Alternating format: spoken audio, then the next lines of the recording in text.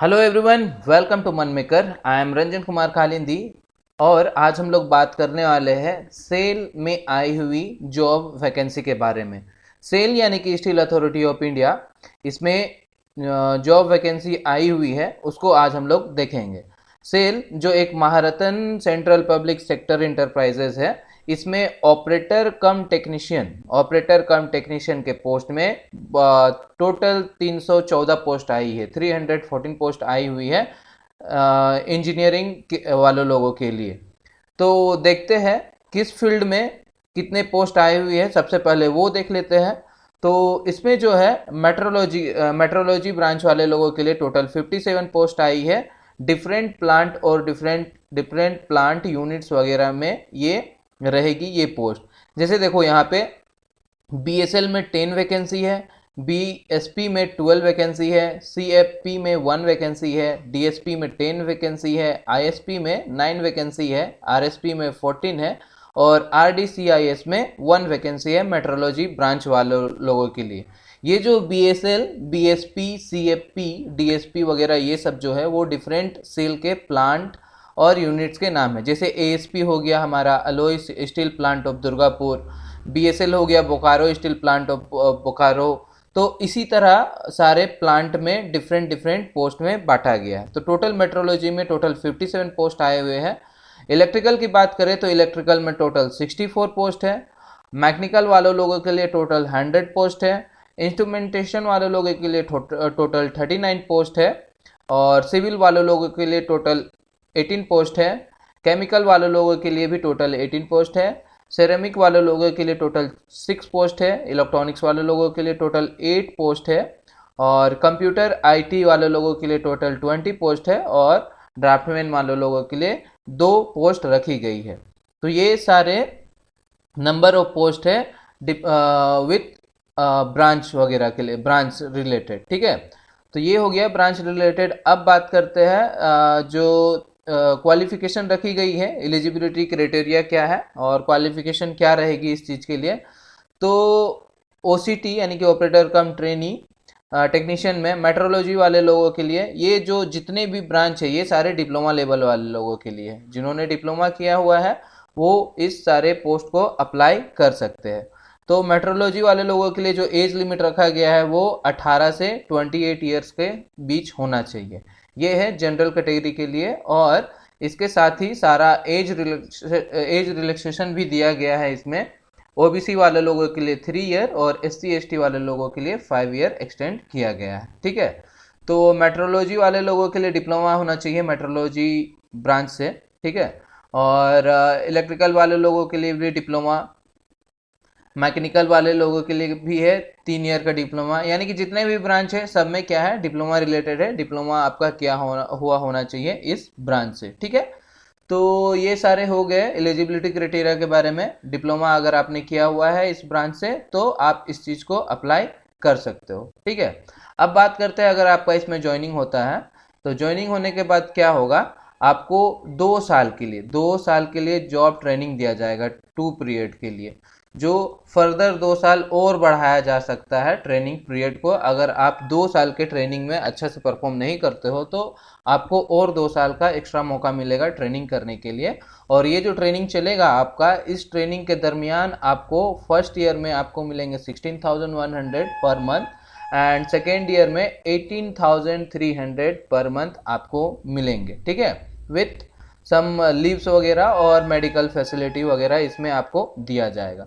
जब ये आपका ट्रेनिंग ओवर हो जाएगा, ट्रेनिंग सक्सेसफुल कंप्लीट हो जाएगा, तो आपको क्या है S3 ग्रेड में, S3 ग्रेड के स्केल में आपको अपॉइंट कर दिया जाएगा रेगुलरली परमानेंट। और इस टाइम पे आपका जो सैलरी हो जाएगा वो हो जाएगा 26,600 प्लस 3% 38,920 रुपीज़ का जो रहेगा रेगुलाइजेशन विथ इसमें सारा आपका बेसिक पे वगैरह और जो भी आपका गवर्नमेंट फैसिलिटी होता है, मेडिकल वगैरह सारा कुछ इसमें इंक्लूड किया हुआ रहेगा। तो टोटल अगर सीटीसी का बात किया जाए, आपका जो पे स्केल रहेगा S3 ग्रेड में वो आपको मिलेगा 10.4 lakh approx per annum with all means excluding location based allowance and category specific allowance वगैरह है, और ये आपका टोटल सीटीसी हो गया। ठीक है, तो ये तो बात हो गई सीटीसी वगैरह, और आपका अगर ज्वाइनिंग होता है तो ट्रेनिंग वगैरह करना पड़ेगा, ये सारा कुछ है। अब इसमें जो सिलेक्शन की बात है, मोड ऑफ सिलेक्शन कैसे होने को है, तो मोड ऑफ सिलेक्शन जो है इसमें कंप्यूटर बेस्ड और स्किल टेस्ट के बेसिस पे होगा। कंप्यूटर बेस्ड जो होगा वो आपका हिंदी और इंग्लिश दोनों लैंग्वेज में रहेगा, और कंप्यूटर टेस्ट जो रिटर्न टेस्ट है इसमें आपको टोटल 100 ऑब्जेक्टिव टाइप क्वेश्चन रहेंगे, एमसीक्यू क्वेश्चन रहेंगे 100, जो 2 सेगमेंट में रहेगा। 50 जो क्वेश्चन आएंगे वो आएंगे आपके डोमेन नॉलेज से, यानी कि जो आपका ब्रांच है, ब्रांच रिलेटेड आपको सवाल पूछा जाएगा ऑब्जेक्टिव। और 50 जो क्वेश्चन रहेंगे वो एप्टीट्यूड टेस्ट रहेगा, जिसमें आपको general aptitude, reasoning, GK GS वगैरह देखने को मिलेंगे 50 क्वेश्चन। ठीक है, और 50 क्वेश्चन जो है वो तो आपका ब्रांच से रिलेटेड रहेगा ही रहेगा। इसमें आपको टोटल 90 मिनट मिलेंगे। ठीक है, तो क्वालिफाई करने के लिए आपको 50% लाना जरूरी है अनरिजर्व कैटेगरी वाले लोगों के लिए, और 40% for the SC ST and OBC वाले लोगों के लिए। ठीक है, क्वालिफाई, रिटर्न क्वालिफाई करने के लिए। तो जब आप इसको क्वालिफाई कर लेते हैं रिटर्न टेस्ट, फिर आपको स्किल टेस्ट के लिए कॉल किया जाएगा, और ये जो स्किल टेस्ट है वो आपको different plant unit and mines location में ही होंगे ये स्किल टेस्ट। ठीक है, और ये जो स्किल टेस्ट है ये केवल क्वालिफाइंग नेचर का रहेगा।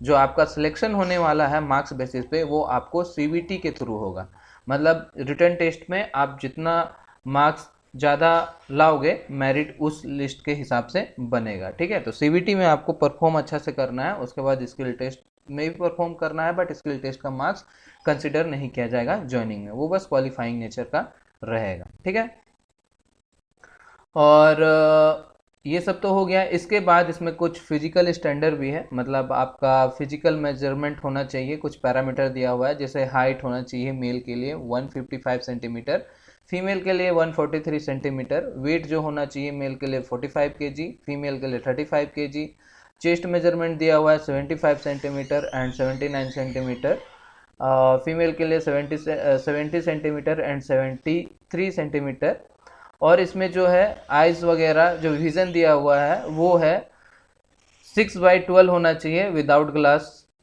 और ये सारा कुछ पैरामीटर दिया हुआ है आपका फिजिकल स्टैंडर्ड के लिए। ठीक है, एप्लीकेशन फ़ी जो रखी गई है इस फॉर्म के लिए, वो एप्लीकेशन एंड प्रोसेसिंग फ़ी रखा गया है for general OBC and EWS candidate के लिए, वो है 500 रुपीज़, और SC ST के लिए रखा गया है 200 रुपीज़।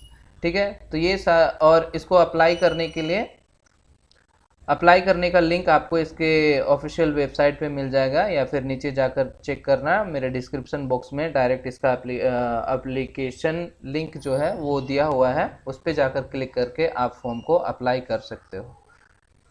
तो ये सारी जानकारी थी सेल के बारे में स्टील अथॉरिटी ऑफ इंडिया में, और इसकी जो डेट है कल से शुरू होने वाली है, 26 फरवरी से फॉर्म आप भर सकते हो, फिल कर सकते हो। लास्ट डेट जो है इसका 18 मार्च रखा गया है, तो 18 मार्च से पहले इस फॉर्म को अप्लाई कर देना। हो गए?